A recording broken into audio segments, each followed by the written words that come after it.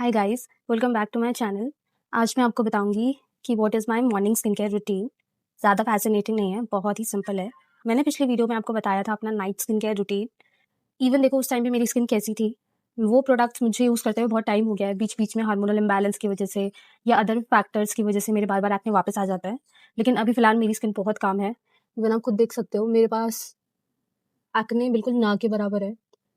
थोड़े बहुत गर्मी की वजह से जैसे छोटे-छोटे पिंपल होते रहते हैं और ये नॉर्मल बात है। लेकिन अगर बड़े पस-फिल्ड एक्ने हो रहे हैं, कॉमेडोनल एक्ने पूरे भर रहे हैं या फंगल एक्ने हो रहे हैं, तो उसका इलाज करना ज़रूरी है। तो आज मैं आपको बताऊँगी अपना मॉर्निंग स्किन केयर रूटीन। सबसे पहले मैं आपको बता दूँ ये रूटीन है किन लोगों के लिए, जिनकी स्किन ऑयली है, जिनका कोई ट्रीटमेंट नहीं चल रहा है डर्मैट से, एडाप्लिन, रेटिनॉल या कोई अदर, ठीक है? अगर वो मेरे बताए हुए स्किन केयर को कर रहे हैं, तो ही वो इस वीडियो को देखें, क्योंकि तभी वो यूज़फुल रहेगा। अगर आप एक स्टेप फ़ॉलो करोगे किसी एक का, दूसरा स्टेप फ़ॉलो करोगे किसी दूसरे का, तो ऐसे आपकी स्किन ठीक नहीं हो पाएगी। आपको किसी एक रूटीन को लेके चलना पड़ेगा, तभी आपकी स्किन ठीक होगी। मैंने भी बहुत सफ़र किया है एक्ने से, अब बहुत कम हो गया है because I control most of my things. Morning routine तुम्हारा बहुत सिंपल होना चाहिए। ऐसा नहीं है कि तुम सुबह उठ के इतने सारे प्रोडक्ट लगा रहे हो, ठीक है? अपना सिंपल रखो, फेस वॉश, मॉइस्चराइज़र, सनस्क्रीन, बस दैट्स इट।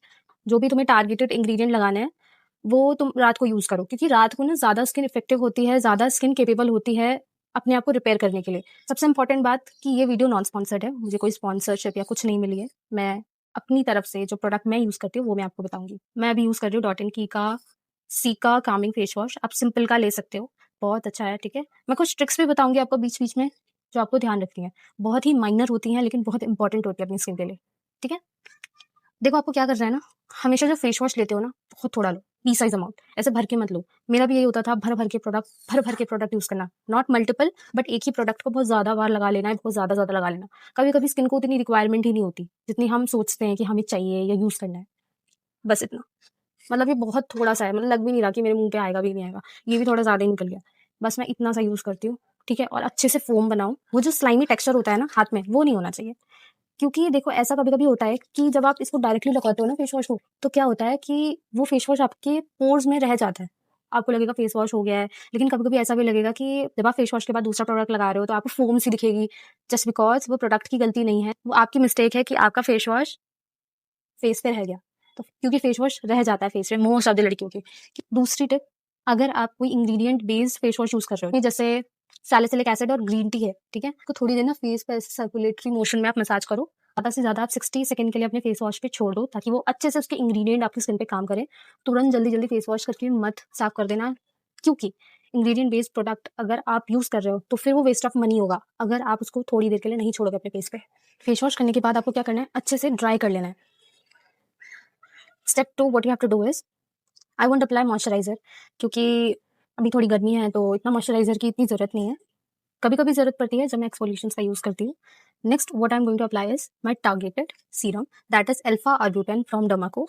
ये मुझे डार्क स्पॉट्स बहुत हो रहे थे, मैंने उस दिन भी आपको दिखाए थे अपने डार्क स्पॉट्स। ये मुझे न्यू एक्ने आए थे, लेकिन स्टिल अब ये देखो कितनी अच्छी सी कंडीशन में है। पहले होता था कि मेरे एक्ने हो जाते थे, ठीक ही नहीं होते थे, बट अब खुद ब खुद ठीक हो जाते हैं, क्योंकि I am using good ingredients for my skin.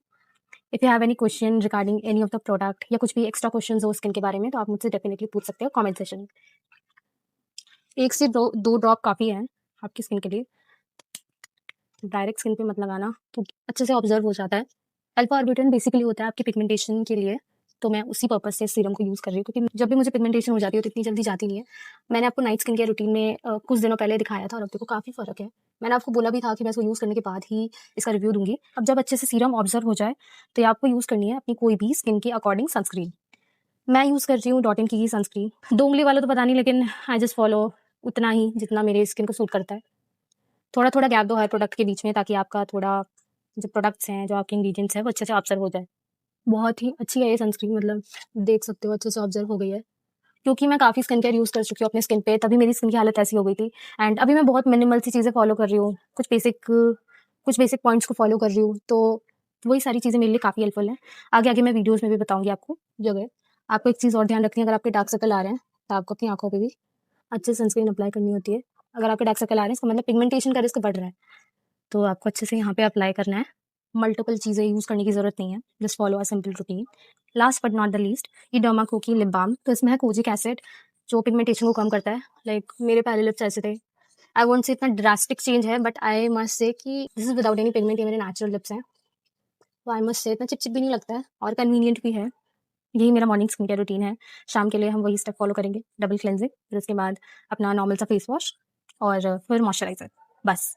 इसके अलावा उतना कुछ भरने की ज़रूरत नहीं है, भरने के बाद आपकी स्किन की हालत जब ऐसी हो जानी है तो कोई फ़ायदा नहीं है चीज़ों का। तो दैट्स ऑल फॉर टुडे।